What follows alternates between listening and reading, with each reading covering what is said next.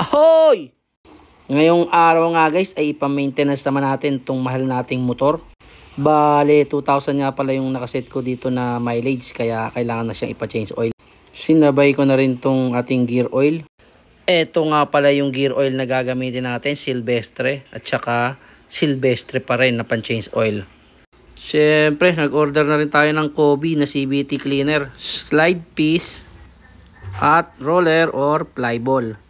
Dati nga pala ako naka 18 grams, this time subukan ko naman yung 16. Pag nagpa-change oil nga pala ako, sinasama ko ng palinis yung panggilid.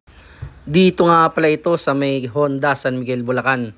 Shout out kay Kuis Alberto sa ating mahusay na mekaniko. Papalagay ko na lang yung link sa may comment section kay Kuya Abay para sa mga gustong bumili.